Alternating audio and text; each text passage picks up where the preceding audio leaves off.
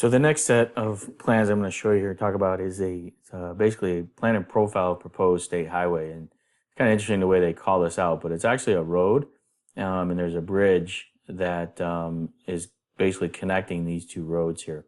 So there's some other, school roads, some other improvements in here, but this is actually a whole new road with a bridge, partial existing road, and then a new road coming in to tying in over here.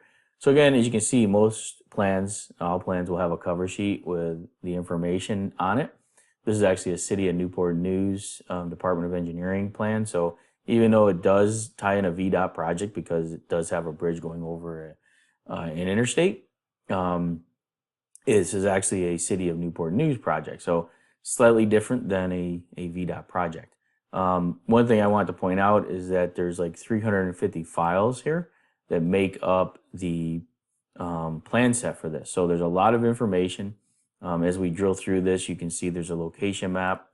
There is a index sheet that helps identify what all these sheets are. So there's this nomenclature here that will help us determine what each sheet is. So if we look at this, you got index of sheet.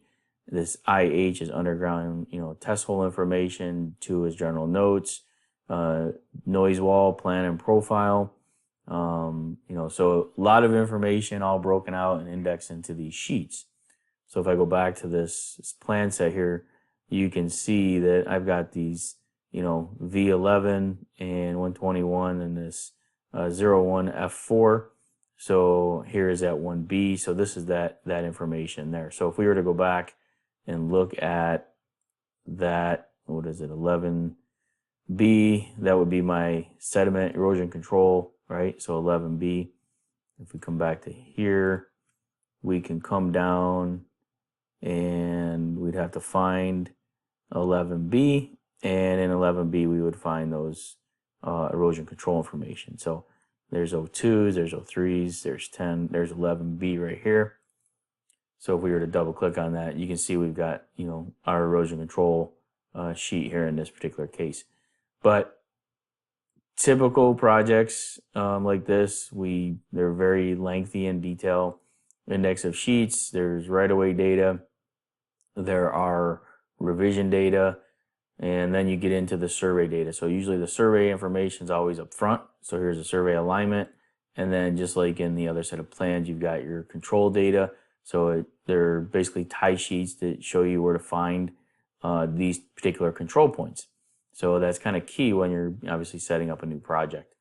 As you move down, you can see you got underground utility test hole information. So here's where that information is, where they went out and they did some potholing to find underground utilities on the project.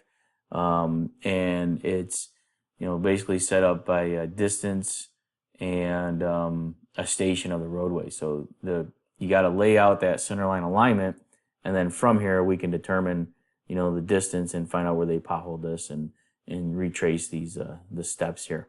So it's, even though we've got GPS data and location information, everything in most roads is done by station and offset.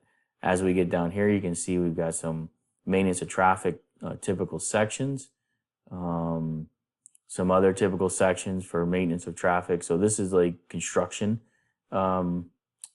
temporary construction roads. And, as we get down, we start to see the layout of, the construction and, how this is laid out to manage the traffic while the project is happening. As we get farther down, there's still more management. And now we get into the drainage summary, erosion sediment control summary and or sheets.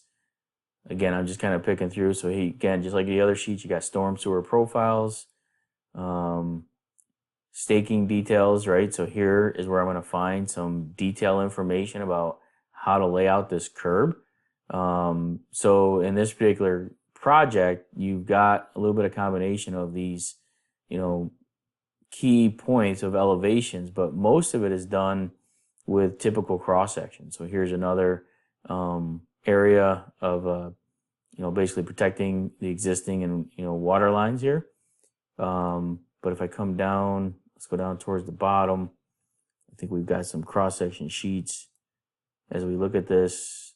This is probably more landscaping, and this one here looks like, yeah, some more profiles.